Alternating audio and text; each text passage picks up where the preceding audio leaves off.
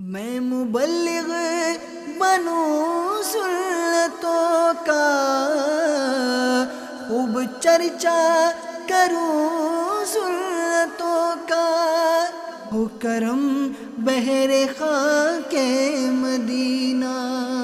الحمد للہ رب العالمین، والصلاة والسلام علی سید المرسلین، اما بعد فاعوذ باللہ من الشیطان الرجیم، بسم اللہ الرحمن الرحیم۔ الصلاة والسلام علیک یا رسول اللہ وعلی آلک وصحابک یا حبیب اللہ۔ الصلاة والسلام علیک یا نبی اللہ وعلی آلک وصحابک یا نور اللہ۔ نویت سنت الاعتکاف۔ حدیث پاک ہے، مومن کی نیت اس کے عمل سے بہتر ہے، اور میرے شیخ طریقت امیر اہل سنت نے بھی ہمیں مدنی انعام نمبر 1 میں ذہن دیا ہے کہ ہم ہر جائز کام سے پہلے کچھ نہ کچھ اچھی نیتیں کر لیں۔ تو چونکہ یہ بھی ایک اچھا کام ہے، اس میں بھی ہم اچھی نیتیں کیے لیتے ہیں۔ میں بھی اللہ کی رضا پانے اور ثواب کمانے کے لیے نیتیں کراؤں گا، اور ہم سب کریں گے انشاءاللہ تعالی۔ اللہ کی رضا اور ثواب پانے کے لیے اول تا آخر شریک رہیں گے انشاءاللہ۔ مسلمانوں کی قرب کی برکتیں حاصل کریں گے انشاءاللہ۔ جب بھی اللہ عز و جل کا مبارک نام آئے گا تو عز و جل نبی کریم صلی اللہ علیہ وسلم کا نام پاک آئے گا تو درود شریف، انبیاء علیہم السلام میں سے کسی کا نام آئے تو علیہ السلام، صحابہ یا اولیاء میں سے کسی کا نام آئے تو حسب موقع رضی اللہ تعالی عنہ ورحمۃ اللہ تعالی علیہ پڑھوں گا انشاءاللہ عز و جل۔ دعوت اسلامی کے اشاعتی ادارے مکتبۃ المدینہ کا مطبوعہ رسالہ نور والا چہرہ کے صفحہ نمبر 1 پر نقل ہے کہ حضرت سیدنا محمد بن سلیمان جزولی علیہ رحمۃ اللہ الوالی فرماتے ہیں، میں سفر پر تھا، ایک مقام پر نماز کا وقت آیا، وہاں کنواں تو تھا مگر ڈول، بکیٹ اور رسی نہیں تھی۔ میں اسی فکر میں تھا کہ ایک مکان کے اوپر سے ایک بچی نے جھانکا اور پوچھا، آپ کیا تلاش کر رہے ہیں؟ میں نے کہا، بیٹی رسی اور ڈول، بکیٹ۔ اس نے پوچھا، آپ کا نام کیا ہے؟ تو کہا، محمد بن سلیمان جزولی۔ بچی نے حیرت سے کہا، اچھا آپ وہی ہیں جن کی شہرت کے ڈنکے بج رہے ہیں، مگر حال یہ ہے کہ کنویں سے پانی بھی باہر نہیں نکال سکتے۔ یہ کہہ کر اس نے کنویں میں تھوک دیا۔ کیا تھوکنا تھا، کمال ہو گیا، آنن فانن پانی اوپر آ گیا۔ آپ رحمۃ اللہ تعالی علیہ نے وضو کرنے کے بعد اس بچی سے فرمایا، بیٹی سچ بتاؤ، تم نے یہ کمال کس طرح حاصل کیا؟ کہنے لگی، میں بکثرت درود پاک پڑھتی ہوں، اسی کی برکت سے یہ کرم ہوا ہے۔ آپ رحمۃ اللہ تعالی علیہ فرماتے ہیں کہ اس بچی سے متاثر ہو کر میں نے وہیں عہد کیا کہ درود شریف کے متعلق کتاب لکھوں گا۔ پھر انہوں نے درود شریف کی کتاب دلائل الخیرات لکھی۔ اللہ عز و جل کی ان پر رحمت ہو اور ان کے صدقے ہماری بے حساب مغفرت ہو، آمین۔ صلو علی الحبیب صلی اللہ تعالی علی محمد صلی اللہ علیہ وسلم۔ میٹھے میٹھے اسلامی بھائیوں اور مدنی چینل کے ناظرین، دعوت اسلامی کے اشاعتی ادارے مکتبۃ المدینہ کا مطبوعہ رسالہ جنتی محل کا سودا کے صفحہ نمبر 1 پر نقل ہے کہ مالک خلد کوثر، شاہ بحر و بر، مدینے کے تاجدار، انبیاء کے سرور، رسولوں کے افسر، رسول انور، محبوب داور عز و جل و صلی اللہ علیہ وآلہ وسلم کا فرمان بخشش نشان ہے، اللہ کی خاطر آپس میں محبت رکھنے والے جب باہم ملے اور مصافحہ کرے اور نبی صلی اللہ علیہ وسلم پر درود پاک بھیجیں تو ان کے جدا ہونے سے پہلے دونوں کے اگلے پچھلے گناہ بخش دیے جاتے ہیں۔ پھر درود پاک پڑھے، صلو علی الحبیب صلی اللہ تعالی علی محمد صلی اللہ علیہ وسلم۔ کتنا پیارا مدنی پھول ہمیں ملا۔ پہلی والی حکایت میں پتہ چلا کہ درود شریف کی برکت سے اس بچی کی زبان میں، تھوک میں کیسی تاثیر پیدا ہوئی کہ کنویں کا نیچے والا پانی تھا وہ اوپر آ رہا ہے۔ اور دوسری درود شریف کی فضیلت ہمیں یہ معلوم پڑ رہی ہے کہ گناہ بخشے جا رہے ہیں۔ ہر درد کی دوا ہے صلی علی محمد، تعویذ ہر بلا ہے صلی علی محمد۔ تو درود شریف کا وظیفہ اپنا ہونا چاہیے، چلتے پھرتے، اٹھتے بیٹھتے، کام کرتے ہوئے، یعنی تو انشاءاللہ تعالیٰ اس میں برکت ہی برکت ہوگی۔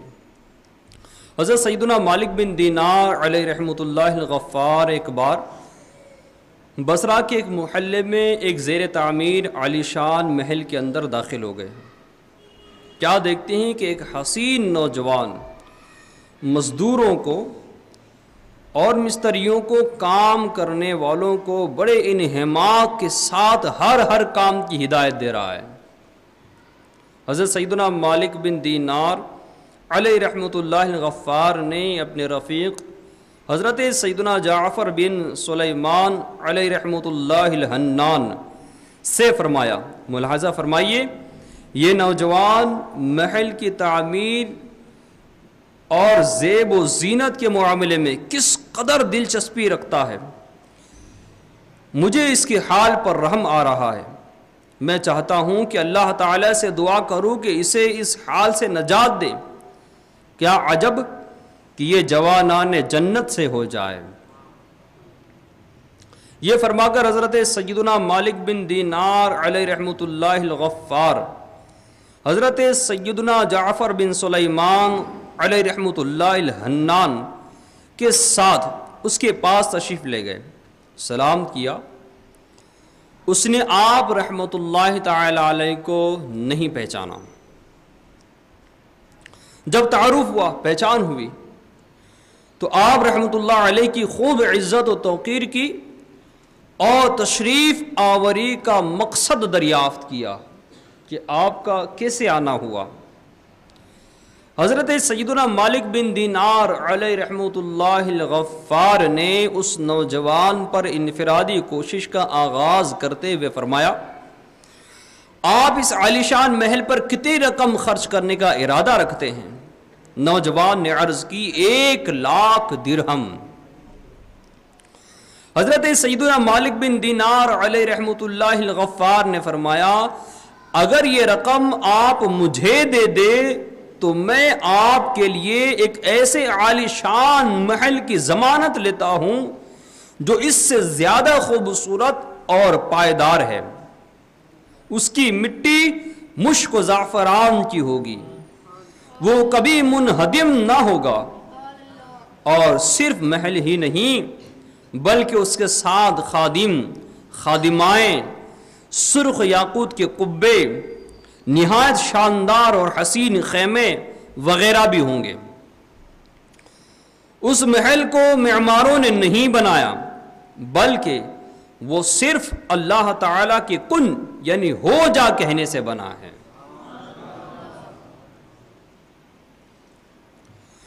نوجوان نے جواباً عرض کی مجھے اس بارے میں ایک شب یعنی ایک رات غور کرنے کی مہلت عطا فرما دیجئے۔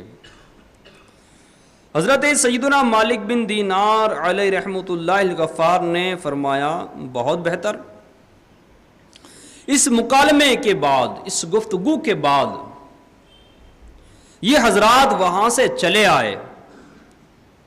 حضرت سیدنا مالک بن دینار علیہ رحمۃ اللہ الغفار کو رات میں بار بار اس نوجوان کا خیال آتا رہا، اور آپ رحمۃ اللہ تعالی علیہ اس کے حق میں دعائے خیر فرماتے رہے۔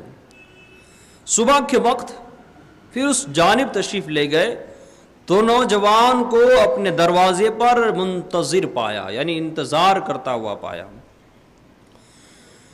نوجوان نے بڑے پرتپاک طریقے سے استقبال کرتے ہوئے آپ رحمۃ اللہ تعالی علیہ کی بارگاہ میں عرض کی، کیا آپ رحمۃ اللہ علیہ کو کل کی بات یاد ہے؟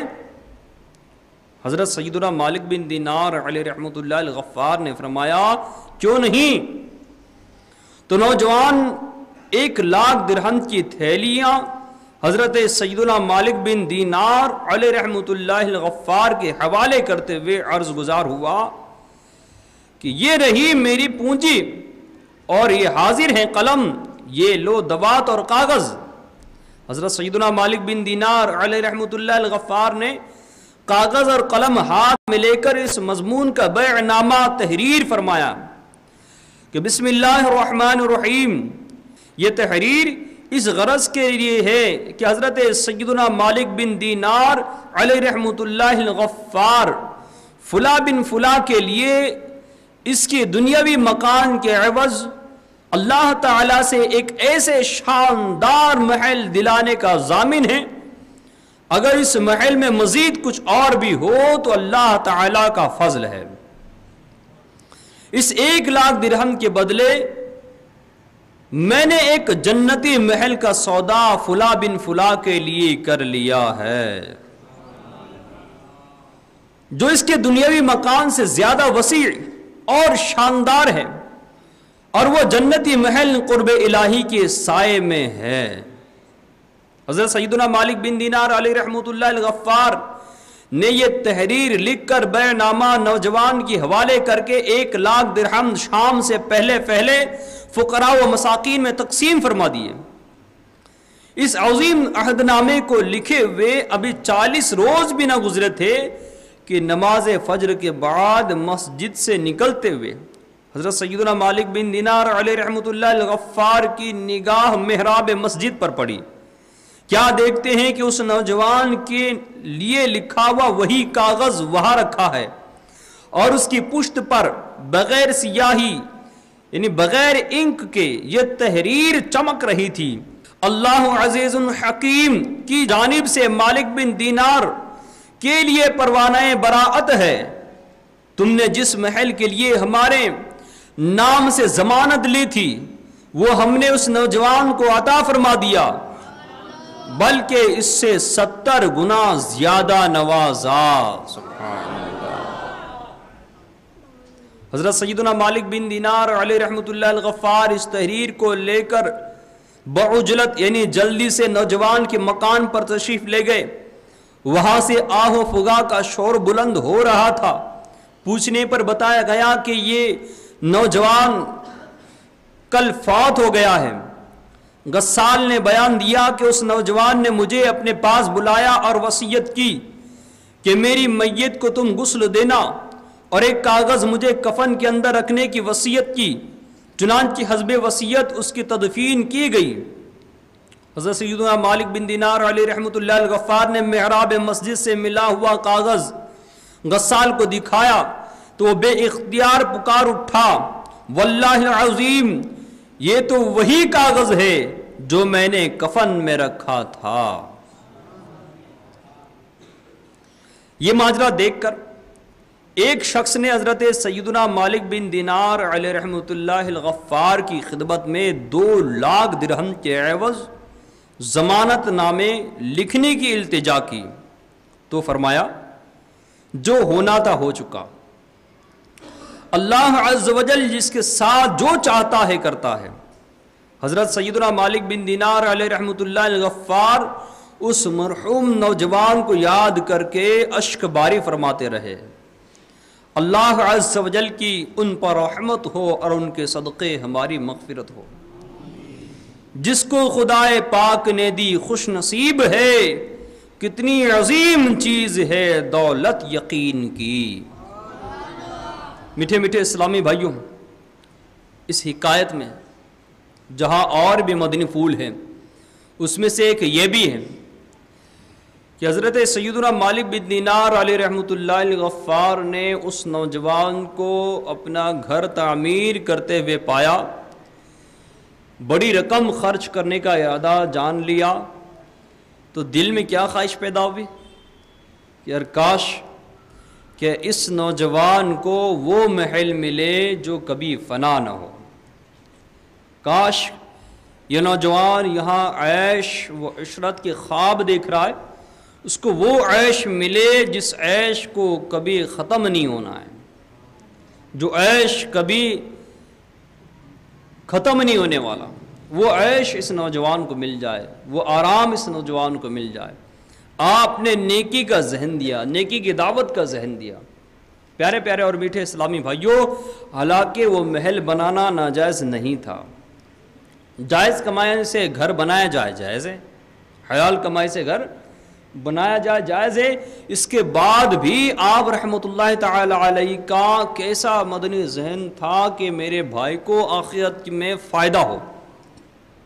یہاں کتنی بھی لاگت لگائے گا تو یہ تو لاس میں جانا ہی ہے، یہ تو برباد ہونا ہی ہے، یہ تباہ ہونا ہی ہے، یہ ختم ہو ہی جانا ہے، اس نے ہمیشہ کے لیے رہنا نہیں ہے، تو کیوں نہ اس کو ہمیشہ رہنے والا محل ہی مل جائے۔ یہ تمنا، یہ خواہش سیدنا مالک بن دینار علیہ رحمۃ اللہ الغفار کی تھی۔ اب ہمارے یہاں مدنی پھول یہ ایک وہ تھے کہ ہمارے مسلمانوں کے لیے اتنا کڑتے، اتنا کوششیں کرتے، نیکی کی دعوت دیتے کہ بھائی اس کو کسی طرح سے آخرت میں اس کی برکت اور ہو جائے۔ گناہوں سے روکنے کا کام تو کرتے ہی تھے، لیکن نیکیوں میں ترغیب دلا کر اضافے کا بھی کام کیا کرتے تھے کہ نیکیوں میں برکت ہو، نیکی میں بڑھائے، نیکیاں بڑھائے۔ پیارے پیارے اور میٹھے میٹھے اسلامی بھائیوں، لیکن آج ہمارا حال برا ہے، ہم تو نیکی کی طرف شاید کسی کا ذہن ہو، ایک تعداد ہے جن کا ذہن نیکیوں کی طرف نہیں ہے، نیکیوں کی دعوت بھی نہیں دیتے، برائی سے منع بھی نہیں کرتے۔ اب آپ دیکھیں، ہمارے اپنے گھر میں دیکھ لیں، ہمارے اپنے محلے میں دیکھ لیں، ہم جس سوسائٹی میں رہتے ہیں وہاں دیکھ لیں، کتنی عجیب باتیں ہیں، کتنے لوگ گناہوں کی دلدل میں ڈوبے ہوئے ہیں، ہمارے سامنے گناہ کرتے ہیں، لیکن کیا کبھی ہمارے دل پر اس کا گزرا کہ یار میرا بھائی گناہ کر رہا ہے، اس کو روکا جائے؟ کبھی دل پر بری بات لگی کہ یار یہ غلط کام کر رہا ہے، اس کو روکا جائے؟ یار یہ جہنم کی طرف جا رہا ہے، اس کو بچایا جائے؟ یار یہ جنت سے دور جا رہا ہے، اس کو بچایا جائے؟ کبھی ہمارے وہم گمان میں بھی یہ چیزیں گزری؟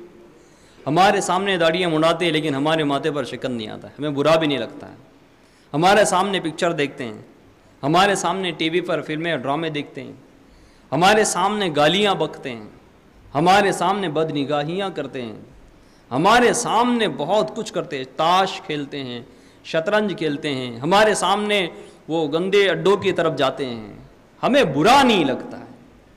ارے بھائی کیوں برا نہیں لگ رہا؟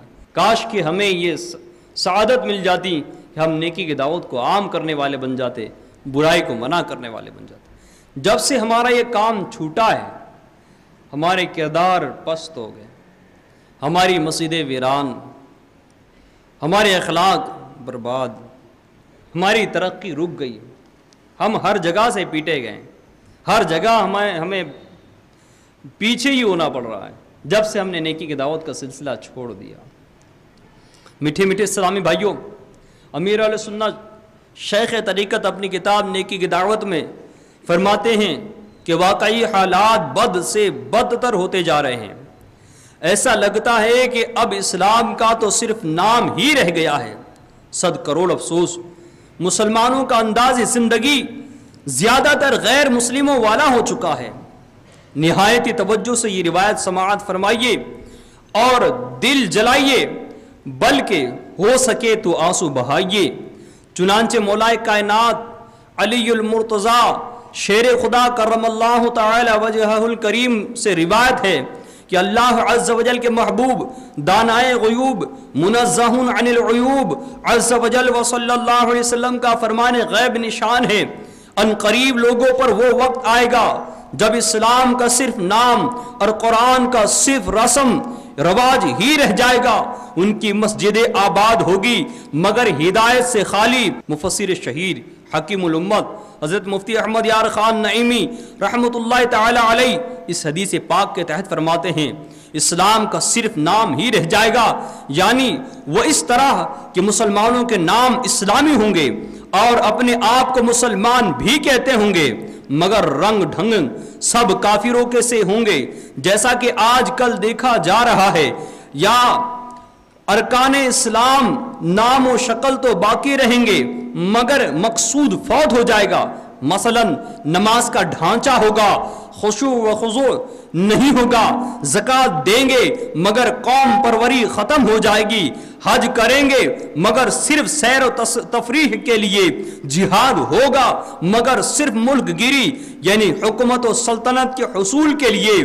مفتی صاحب رحمۃ اللہ تعالی علیہ اس حدیث پاک کے اس حصے یعنی قرآن کا صرف رسم و رواج ہی رہ جائے گا کی وضاحت کرتے ہوئے فرماتے ہیں رسم نقش کو بھی کہتے ہیں اور طریقے کو بھی، یہاں دونوں معنی درست ہیں، یعنی قرآن کے نقوش کاغذ میں اور الفاظ زبان پر ہوں گے مگر احترام قلب یعنی دل میں اور عمل قالب یعنی بدن میں نہ ہوگا۔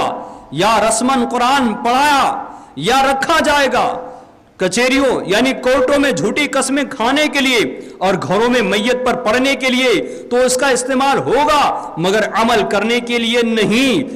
عمل کرنے کے لیے تو عیسائیوں یعنی کرسچنوں کی قوانین ہوں گے۔ میٹھے میٹھے اسلامی بھائیوں، غور کا مقام ہے، یہ ساری چیزیں نظر آتی ہیں۔ آپ دیکھیں تو صحیح، بندہ قرآن کب پڑھتا ہے؟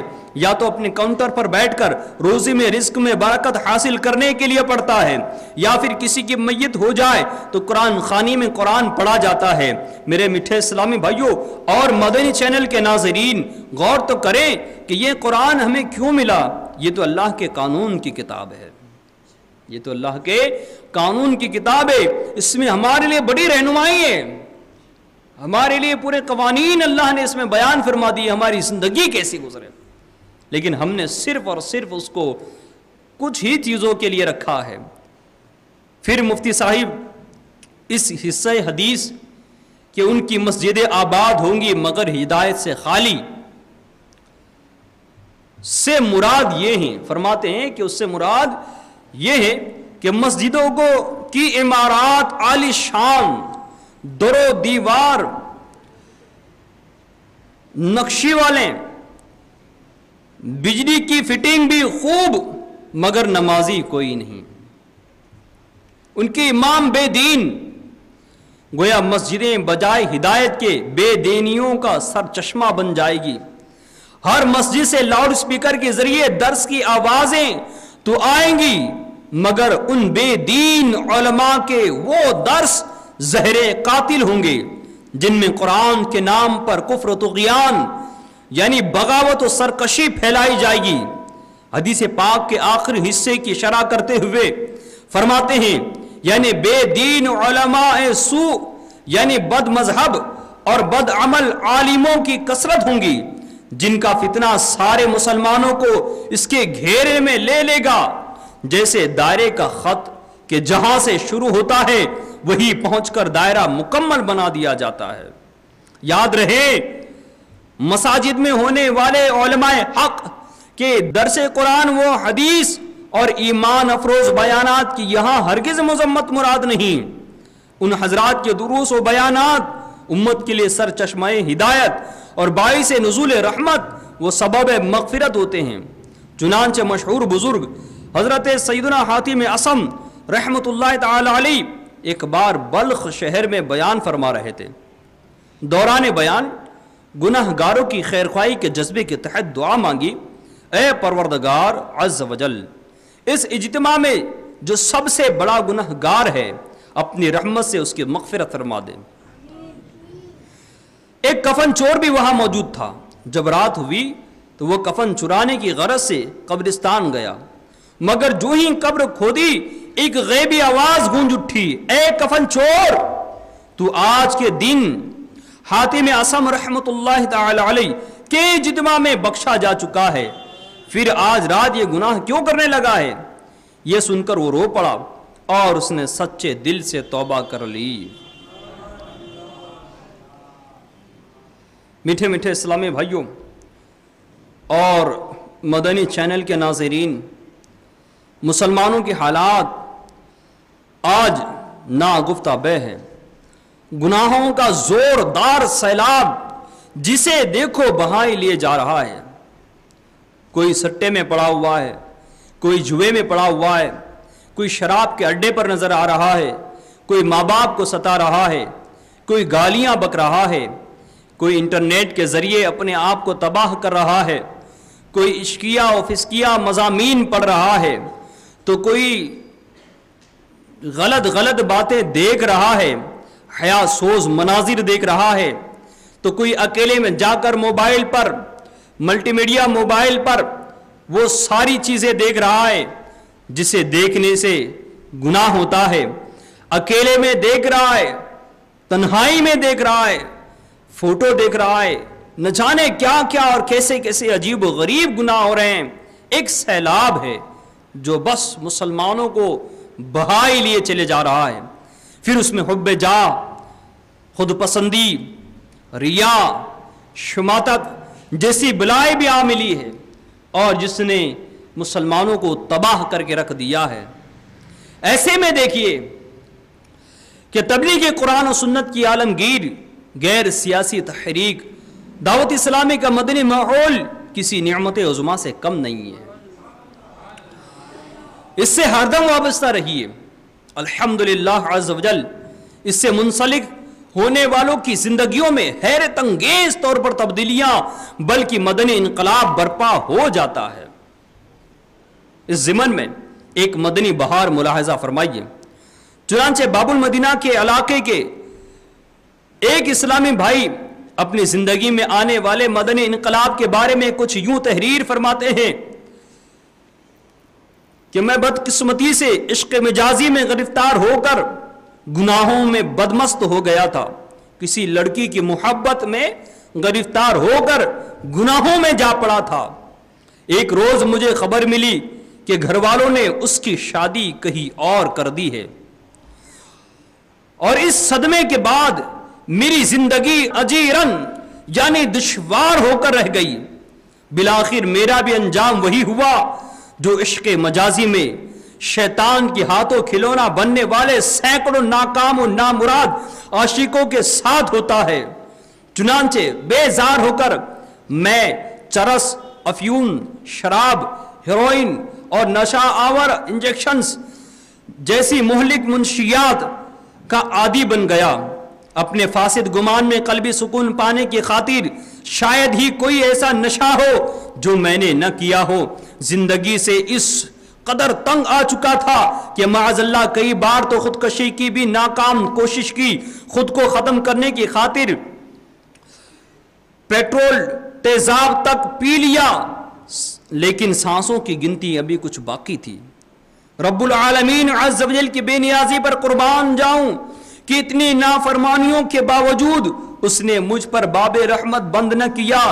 سبب کرم کچھ یوں ہوا کہ میری ملاقات دعوت اسلامی کے مہکے مشکبار مدنی ماحول سے وابستہ ایک عاشق رسول سے ہو گئی۔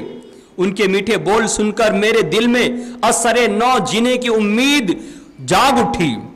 ان کی انفرادی کوشش کی برکت سے 29 شعبان المعظم 1427 سنہ ہجری بمطابق 2006 کو مجھے دعوت اسلامی کے عالمی مدنی مرکز فیضان مدینہ کی روحانیت سے بھرپور پرفضاؤں میں آنے کی سعادت حاصل ہوئی۔ یہاں ہر سو سبز سبز امامے والے عاشقان رسول کو دیکھ کر میرا ایمان تازہ ہو گیا اور ہاتھوں ہاتھ 1427 سنی ہجری کے ماہ رمضان المبارک کی 30 روزہ اجتماعی اعتکاف میں بیٹھ گیا۔ الحمدللہ عز و جل مجھ گناہگار کو بھی رمضان المبارک کے روزے رکھنے کی سعادت حاصل ہوئی۔ مدنی ماحول کی برکت سے میرے سر سے عشق مجازی کا بھوت اتر گیا، دل سے برے خیالات جاتے رہے۔ میں نے چہرے پر داڑھی، سر پر سبز سبز امامہ شریف، بدن پر سنت کے مطابق مدنی لباس سجا لیا اور الحمدللہ عز و جل 5 وقتہ نمازی بن گیا، اور تادم تحریر مجھے اپنی اور ساری دنیا کے لوگوں کی اصلاح کی کوشش کرنی ہے کہ مقدس جذبے کے تحت مدنی کاموں کے لیے کوشاں ہوں۔ عطائے حبیب خدا مدنی ماحول ہے فیضان غوث و رضا مدنی ماحول، بفیضان احمد رضا انشاءاللہ یہ پھولے پھلے گا صدا مدنی ماحول۔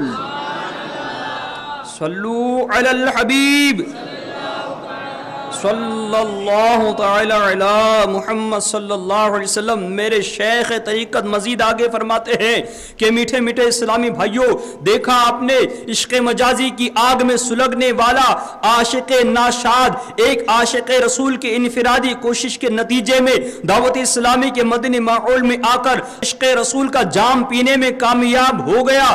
بس اس پر اللہ عز و جل کا کرم ہو گیا، ورنہ عشق مجازی کا ایک ایسا عجیب و غریب معاملہ ہے کہ عموماً جو اس میں ایک بار اس کی لپیٹ میں آ جاتا ہے اس کا بچ نکلنا بہت مشکل ہو جاتا ہے۔ میٹھے میٹھے اسلامی بھائیوں، ایک واقعہ آپ نے سنا ہے، ایسے تو کئی ایک واقعات ہو گئے، کئی نوجوان اپنی جانیں ضائع کر چکے ہوں گے، خودکشیوں کی نظر ہو چکے ہوں گے، اور کئی اس راہ پر جا چکے ہوں گے۔ میرے میٹھے اسلامی بھائیوں، جو ہمارا سگا بھائی ہے، صرف ہمارا وہ اکیلا تو بھائی نہیں ہے، وہی تو ایک کنبے والا تو بھائی نہیں ہے، بلکہ قرآن پاک میں ارشاد ہوا ہے کہ مسلمان ایک دوسرے کے بھائی ہے۔ بھائی کے ناطے جو بھائی ہمارا بری راہ پر جا رہا ہے، جو بری راستوں پر چل پڑا ہے، جو شراب کے نشے میں جا چکا ہے، جو عشق مجازی میں جا پھنسا ہے، جو بری عادتوں میں جا پڑا ہے، میرے میٹھے اسلامی بھائیوں، ان کو کون بچائے گا؟ ان کو راہ راست پر کون لائے گا؟ میرے محترم اسلامی بھائیوں اور مدنی چینل کے ناظرین، یہ کام تو ہمیں اور آپ ہی کو کرنا ہے۔ آئیے آگے سنتے ہیں کہ مشہور محدث حضرت سیدنا امام اوزاعی رحمۃ اللہ تعالی علیہ نیکی کی دعوت پر مشتمل غافلوں کو جھنجھوڑ کر بیدار کرنے والا پرسوز اور عبرت ناک بیان ارشاد فرماتے ہیں، اے لوگو، دنیا میں ملی ہوئی ان نعمتوں کے ذریعے اللہ عز و جل کی بھڑکتی ہوئی اس آگ سے بھاگنے پر مدد حاصل کرو جو دلوں پر چڑھ جائے گی۔ بے شک تم ایسے گھر یعنی دنیا ناپائیدار میں ہو جس میں لمبی عمر کے ذریعے ملی ہوئی قیام کی طویل مدت بھی قلیل یعنی تھوڑی ہے، اور اس میں تمہیں مقررہ مدت تک ان گزشتہ لوگوں کا جانشین بنا کر بھیجا گیا ہے جنہوں نے دنیا کی خوشنمائی اور اس کی رونقیں و بہاروں کا رخ کیا۔ ان کی عمریں تم سے طویل، قد تم سے دراز تھے اور نشانات عظیم تھے۔ انہوں نے پہاڑوں کو چیر ڈالا، پتھر کی چٹانیں کاٹی، شہروں میں گھومتے رہے، زیادہ قوت والے ان کے جسم ستون کی طرح تھے، اس کے باوجود زمانے نے جلدی ہی ان کی مدتوں کو لپیٹ دیا، ان کے نشانات کو مٹا دیا، ان کے گھروں کو نیست نابود کر دیا، ان کے ذکر کو بھلا دیا۔ اب تم نہ ان کو دیکھتے ہو نہ ان کی آواز سنتے ہو۔ وہ چھوٹی جھوٹی امیدوں پر خوش غفلت میں رات دن بسر کرتے تھے۔ پھر تم جانتے ہو کہ رات کے وقت ان کے گھروں میں اللہ عز و جل کا عذاب اترا تو صبح ان سے اکثر اپنے گھروں میں منہ کے بل اوندے پڑے رہ گئے، اور جو بچ گئے وہ اللہ عز و جل کے عذاب اور اس کی نعمت کے زوال اور ہلاکت میں مبتلا ہونے والوں کے منہدم یعنی گرے ہوئے گھروں کے آثار دیکھتے رہ گئے، اس میں نشانی ہے ان لوگوں کے لیے جو دردناک عذاب سے ڈرتے ہیں، عبرت ہے ان لوگوں کے لیے جو دل میں خوف خدا رکھتے ہیں۔ اور اب ان کے بعد تمہاری مدت کم ہے، دنیا عارضی ہے اور زمانہ ایسا آ گیا ہے کہ نہ عفو درگزر رہا اور نہ ہی نرمی، بلکہ برائی کی کیچڑ باقی ماندہ، رنج و غم، عبرتناک ہولناکیاں، بچی کچی سزاؤں کے اثرات، فتنوں کے سیلاب، پے در پے زلزلوں اور بدترین جانشینوں کا دور دورہ ہے۔ ان کی برائیوں کی وجہ سے خشکی و تری میں خرابی ظاہر ہوئی،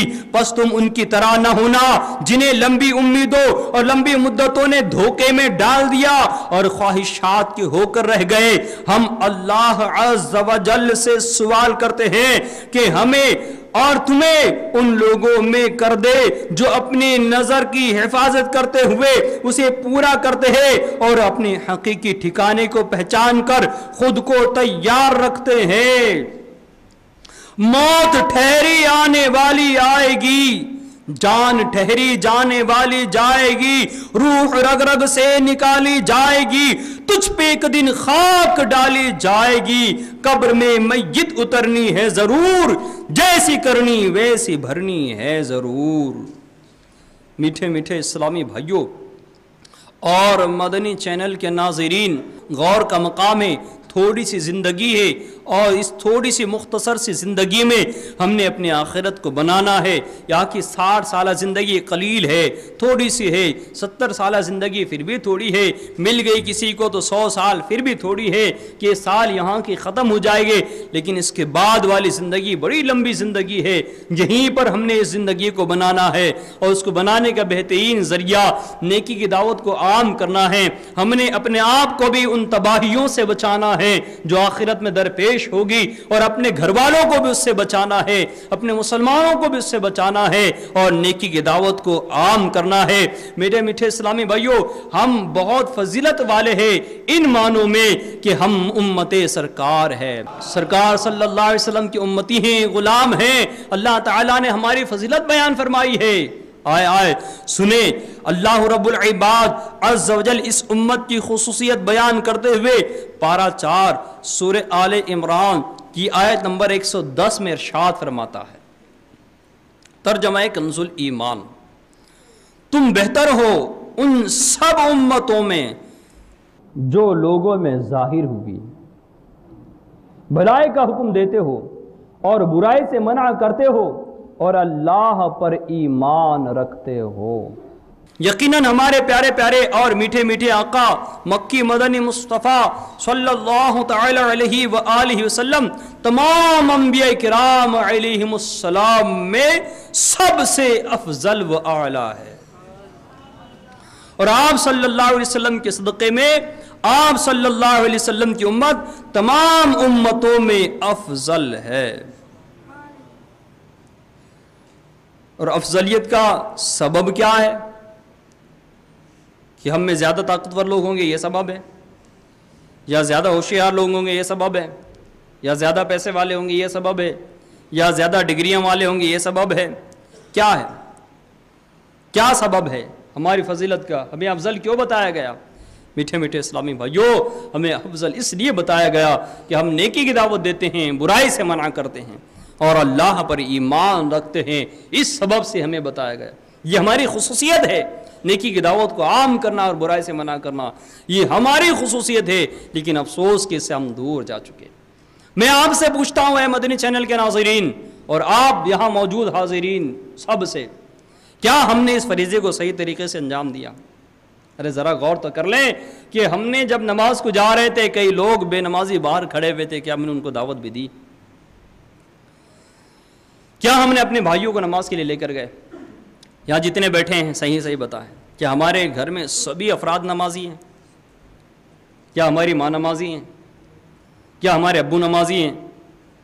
کیا ہماری امی نمازی ہیں؟ کیا ہماری بہنیں نمازی ہیں؟ کیا ہمارے بھائی نمازی ہیں؟ کیا ہمارے رشتہ دار نمازی ہیں؟ کیا ہمارے پڑوسی نمازی ہیں؟ اگر ہمارا گھر نمازی ہے تو مرحبا، بہت اچھی بات ہے، لیکن نمازوں پر پھر بھی غور کرنے کا مقام ہے کہ ہماری نمازیں درست ہیں، کیا ہمارا قرآن پڑھنا درست ہے؟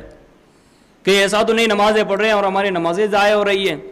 آپ غور کر لیں، میں غور کر لوں، ہمارے محلے پر ہم لوگ غور کر لیں، ہم نیکی کی دعوت کے کام کو کیسا کر رہے ہیں؟ ہم نے تو ایک مقصد شاید یہ بنا کر رکھا ہے، خوب مال کماؤ اور کھاؤ پیو جان بناؤ۔ یہ مقصد حیات نہیں ہے ہمارا۔ اور اس کی لذت کب تک ہے؟ جب تک زبان پر ہے، یہاں سے نیچے اتر گیا لذت ختم ہو جاتی ہے۔ ارے آؤ اللہ تعالیٰ کے حکم پر میں اور آپ عمل کریں، ہم سب عمل کریں، یہاں اللہ تعالیٰ کے حکم پر عمل کریں، ہم نیکی کی دعوت کو عام کریں تو اللہ تعالیٰ وہ راحتیں، وہ عیش، وہ غذائیں کھلائے گا جس کی لذتیں ختم نہیں ہوتی ہے، جس کی راحتیں ختم نہیں ہوتی۔ ارے ایک ایک لقمے میں 70 قسم کے ٹیسٹ ہوں گے، وہ لقمے اللہ تعالیٰ کھلائے گا۔ ارے یہاں کے در و دیوار کو کیا کرتے ہو پیارے اسلامی بھائیوں؟ وہ محل اللہ اپنے رحمت سے عطا کرے گا جس کی دیواریں سونے اور چاندی کی اینٹوں سے بنی ہوئی ہے، جس کا گارا مشک کا ہے، جس کی چھت عرش اعظم کی ہے، نور ہے، جس کے دروازے پر نور کے پردے لٹک رہے ہیں، جہاں آرائش ہے، جہاں کا آرام نہ ختم ہونے والا ہے۔ ایسے آرام ہمارے لیے آخرت میں ہے، وہ یہاں کام کرنے کے بعد، یہاں نیکی کی دعوت جو دے گا اللہ تعالیٰ عز و جل اس کو ان نعمتوں سے سرفراز فرمائے گا۔ ارے عقل مند تو وہی ہے زیادہ منافع پالے۔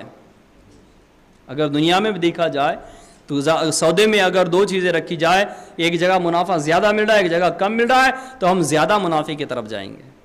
یہ دنیا میں فائدہ مل رہا ہے لیکن تھوڑا سا ہے، قلیل مدت کے لیے، تھوڑی سی مدت کے لیے ہے، اور آخرت کا منافع، آخرت کا فائدہ بہت زیادہ مدت کے لیے ہے، نہ ختم ہونے والا ہے۔ آؤ اے اسلامی بھائیوں، آؤ جلدی سے آ جاؤ، دعوت اسلامی کے مدنی ماحول میں آ جاؤ، نیکی کی دعوت کو عام کرنے کے لیے، برائی سے منع کرنے کے لیے جو ہمارا اہم ترین کام ہے، مدنی قافلے میں سفر کو اپنا معمول بنا لے۔ میٹھے میٹھے اسلامی بھائیوں، مسلمانوں میں نیکی کی دعوت عام کرنے کی جتنی ضرورت آج ہے شاید پہلے کبھی نہ تھی۔ افسوس، 100 کروڑ افسوس، آج مسلمانوں کی بھاری اکثریت بے عملی کا شکار ہے۔ نیکیاں کرنا نفس کے لیے بے حد دشوار اور ارتکاب گناہ بے حد آسان ہو چکا ہے۔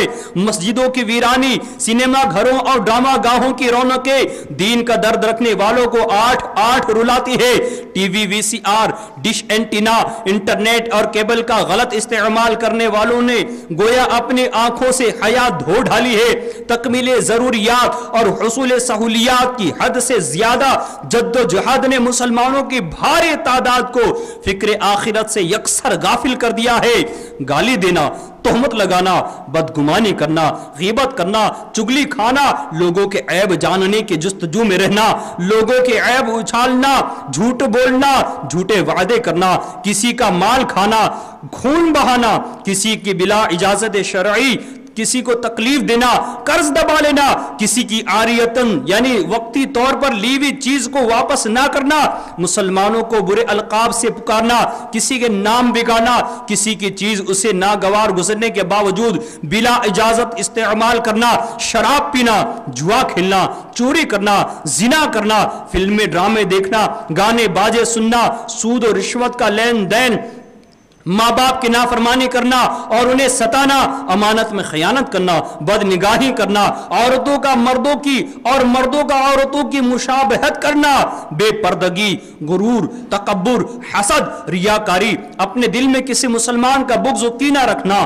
شماتت یعنی کسی مسلمان کو مرض، تکلیف یا نقصان پہنچنے پر خوش ہو جانا، غصہ آنے پر شریعت کی حد توڑ ڈالنا، گناہوں کی حرص، حب جاہ، بخل، خود پسندی وغیرہ معاملات ہمارے معاشرے میں بڑی بے باکی کے ساتھ کیے جا رہے ہیں۔ کثیر گناہ ایسے ہیں جن کی وجہ سے براہ راست دوسروں کو نقصان اٹھانا پڑتا ہے۔ مثلا اگر کوئی شخص چوری کا گناہ کرے گا تو اس شخص کا نقصان فقط اسی کا ہوگا جس کی چوری کی گئی، بلکہ یہی معاملہ ڈاکہ ڈالنے، اسلحہ دکھا کر موبائل فون وغیرہ چھیننے والوں کا ہے۔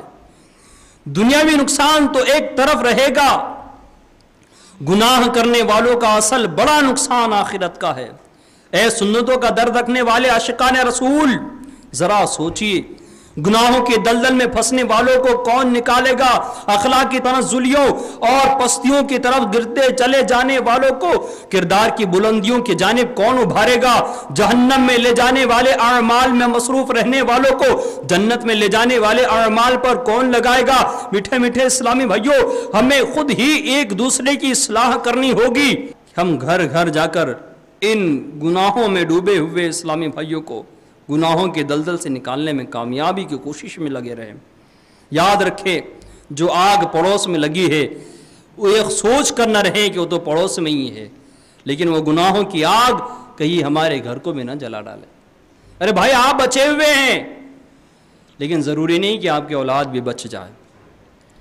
آج جو نحوست آپ کا پڑوسی جس نحوست میں گرفتار ہے اس سے آپ بچے ہوئے ہیں، لیکن اس کی صحبت میں، اس کے ٹچ میں جب آپ کے بچے آئیں گے تو ہو سکتا ہے وہ اس کی لت کو اپنا لیں گے۔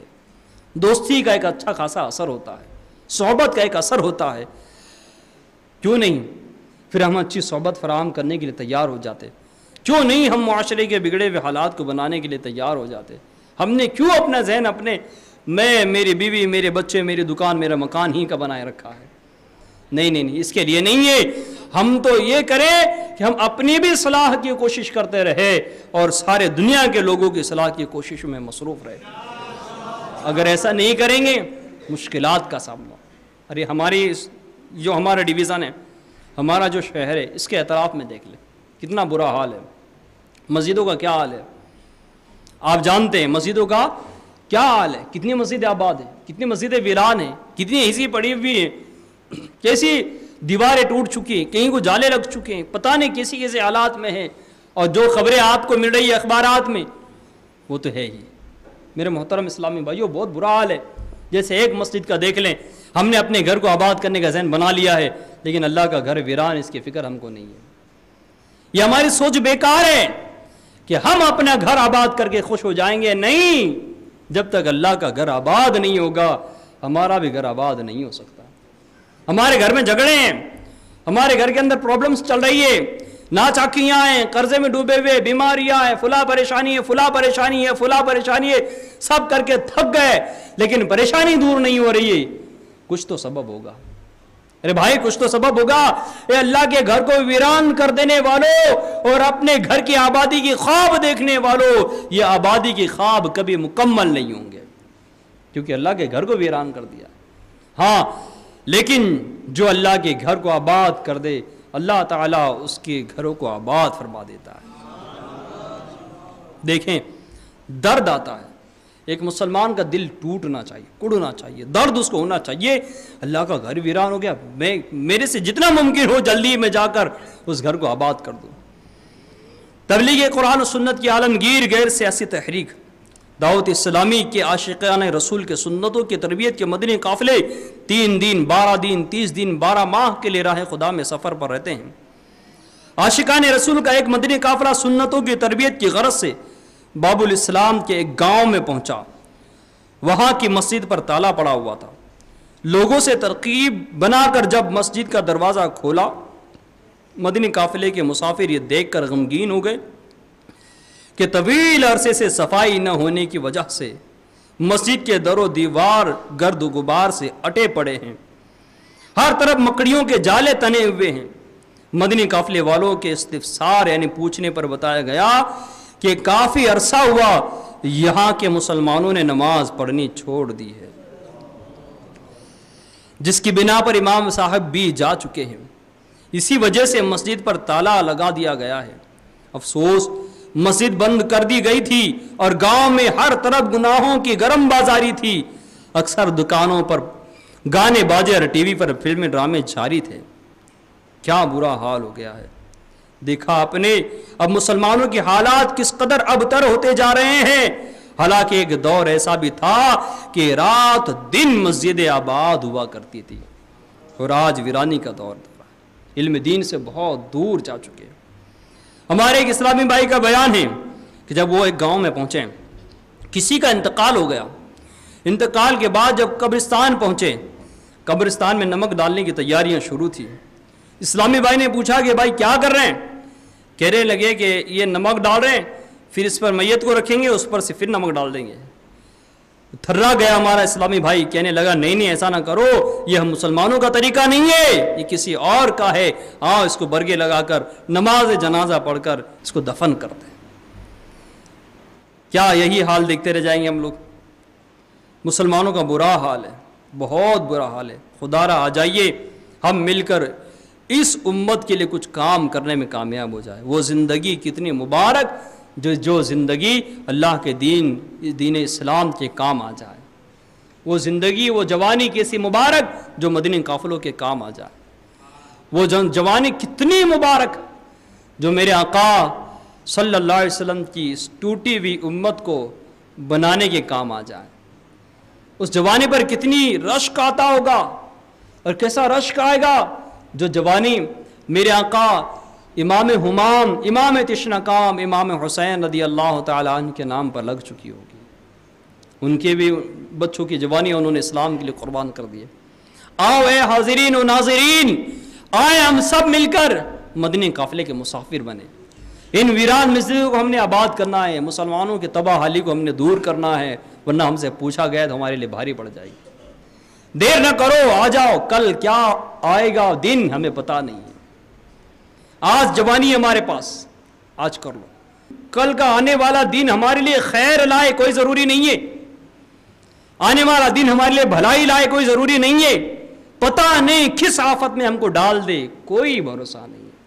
ممکن ہے کل ہمارے ساتھ ایسا حادثہ ہو جائے کہ ہم اپائج ہو جائے، ہم چاہ کر بھی کچھ نہیں کر سکتے، چاہ کر قافلے میں بھی نہیں سفر کر سکتے، ہو سکتا ہے ہم اندھی ہو جائے، اللہ بچا لے، ہم قافلے کے سفر سے اس توانائی سے نہ سفر کر سکیں، ہو سکتا ہے ہمارے ہاتھ ہی ضائع ہو جائے، ہو سکتا ہے کچھ ایسا حادثہ ہو جائے کہ بس ہم تاب نہ لا سکے، یا کل کوئی گاڑی کا چکا ہمارا انتظار کر رہا ہو جو ہمارے سر سے گزرے اور سر بسٹ ہو جائے، پھٹ جائے، مر جائے، انتقال ہو جائے، ہو سکتا ہے کوئی ٹرین کی ٹریک پر ہمارا انتقال کا دن آ چکا ہو، ہمیں وہاں مرنا ہو اور ہم آٹومیٹکلی وہاں جا پہنچے، پتہ نہیں کل کا دن کیا آئے گا، ہمیں کچھ پتہ نہیں۔ وہ اسلامی بھائی جا رہے تھے، بیلنس آؤٹ ہوا، گر گئے، جیسے گرے پیچھے سے گاڑی آ رہی تھی تو ان کا سر گاڑی کے ٹائر کے نیچے دب گیا، پھٹ گیا سر، ان کے بھیجے تار پر، الیکٹرک کیبل پر لٹکے ہوئے تھے، اس کو یہ پتا نہیں تھا میرے ساتھ یہ ہوگا، لیکن ہو گیا، اس کو خبر نہیں تھی میں ایسا مروں گا، لیکن ویسا مر گیا۔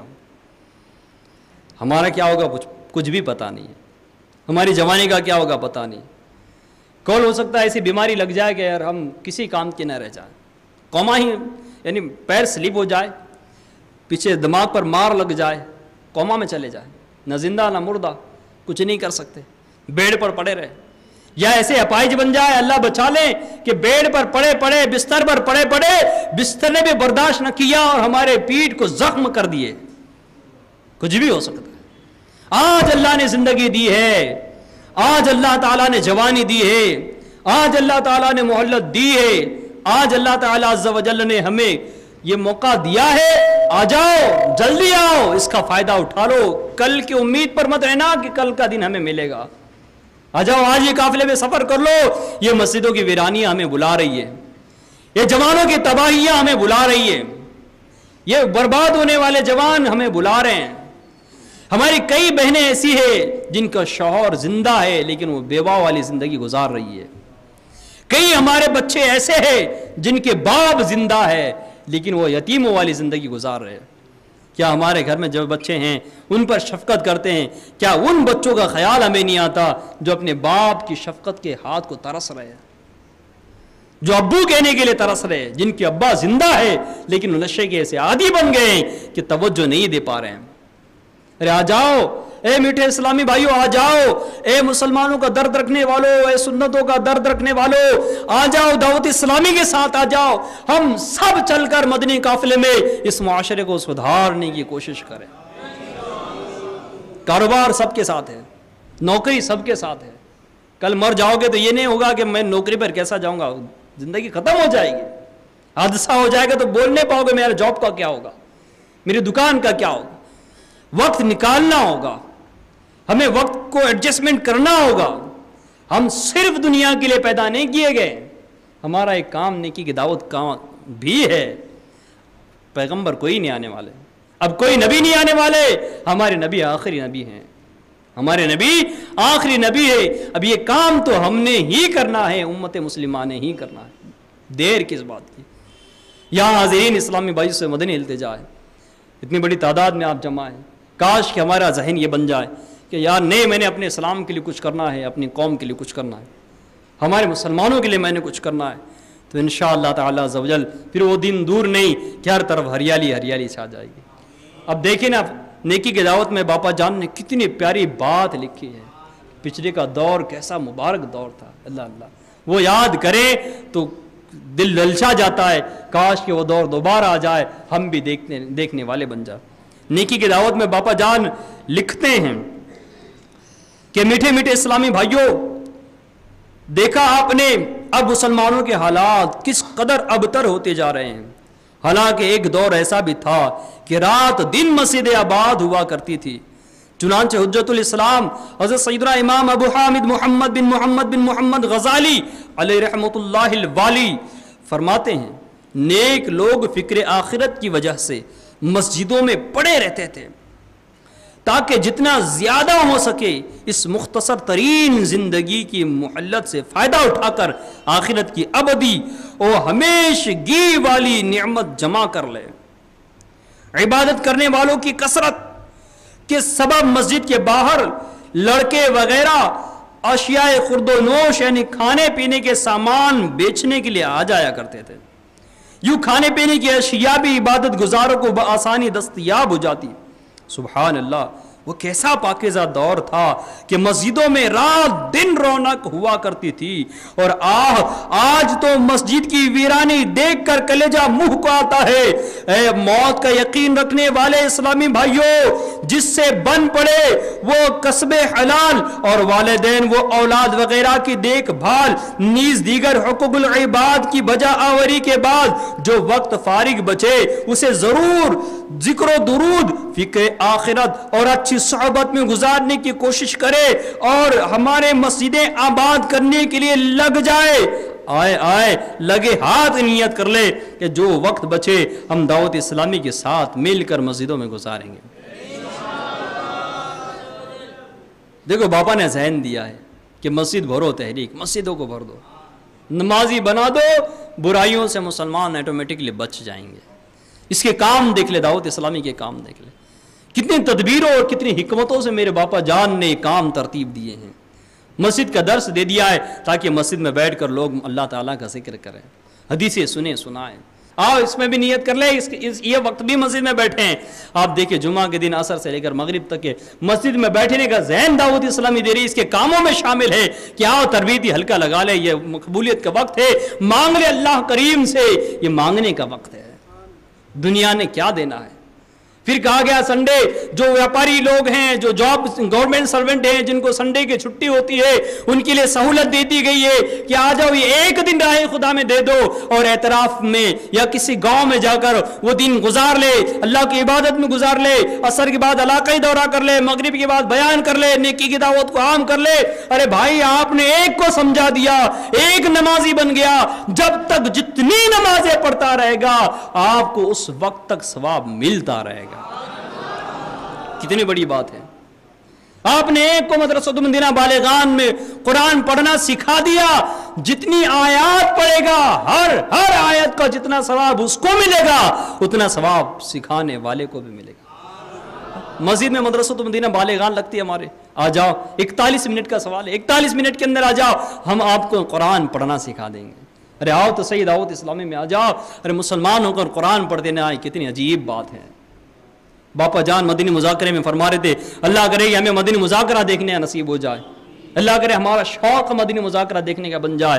کتنے پیارے انداز میں میرے باپا جان فرما رہے تھے, کیا اس کو پڑھا لکھا کہا جائے جس نے ایجوکیشن دنیاوی تو کیا ہے, گریجویٹ تو کہلایا ہے, کوالیفائڈ طبقے میں رہنے والا تو کہلا رہا ہے, لیکن جس کو قرآن نہیں پڑھتے آتا کیا وہ پڑھا لکھا ہے؟ جس کو دیکھ کر بھی اللہ کا کلام پڑھتے نہ آئے, کیا وہ پڑھا لکھا ہے؟ نہیں, وہ پڑھا لکھا کیسے ہو سکتا ہے جس کو اللہ کا کلام ہی پڑھتے نہ آئے. جس کو قرآن ہی دیکھ کر نہیں پڑھتے آتا. ہماری غیرت کو جوش دلانے کے لیے باپا نے کتنا زبردست فرمان جاری کر دیا ہے.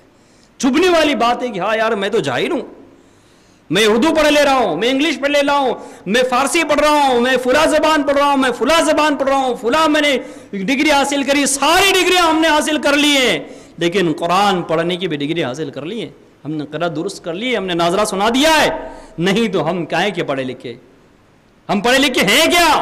صرف دنیاوی ایجوکیشن حاصل کر کے پڑھا لکھا نہیں ہے, بلکہ آخرت کا ایجوکیشن جو قرآن سے ملتا ہے وہ حاصل کر کے بندہ پڑھا لکھا ہوتا ہے. یہ نہیں کہہ رہا ہوں کہ دنیا کا ایجوکیشن حاصل نہ کیا جائے, اس کی طرف بھی الحمدللہ دعوت اسلامی نے نیکی کی دعوت کے ساتھ ساتھ قدم بڑھائے ہیں, جس کو دارالمدینہ کہتے ہیں. اسلامک اسکول شروع ہو گئی ہے الحمدللہ. باب المدینہ میں تو تھی, ہمارے ہند میں بھی ماشاءاللہ بمبئی کے اندر بھی دارالمدینہ کا آغاز ہو چکا ہے. اسلامک اسکولنگ سسٹم ہمارا جاری ہو چکا ہے. آ جاؤ اے اسلامی بھائیو, آ جاؤ, ہم مل کر بابا جان کے پیچھے پیچھے, مرکزی مجلس شورا کے پیچھے پیچھے چلتے ہوئے انشاءاللہ تعالی ہر شعبہ زندگی میں نیکی کی دعوت کو عام کرنے کا سلسلہ جاری کریں گے. سب ہاتھ اٹھا کر زوردار نیت کر لیں.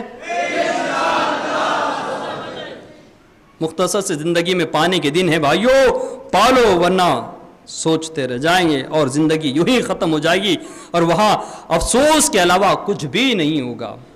آئے کوئی نیت یہ کر لے کہ یار میں مدرسۃ المدینہ بالغان میں آ جاؤں گا, کوئی نیت یہ کر لے کہ یار میں 30 دن میں 12 ماہ کے قافلے میں سفر کر لوں گا, کوئی نیت یہ کر لے کہ بھائی چلو میں مسجد میں فیضان سنت کا درس ہی سکھا دوں گا, اردو مجھے پڑھتے آتا ہے, ہندی مجھے پڑھتے آتا ہے, انگلش مجھے پڑھتے آتا ہے, جو زبان پڑھتے آتی ہے, جو جس زبان میں فیضان سنت یہ اویلیبل ہو, اپنے شہر میں ہو, اپنے گاؤں میں مسجد میں ہو, وہاں اس کو پڑھا دے, اپنے گھر میں دے.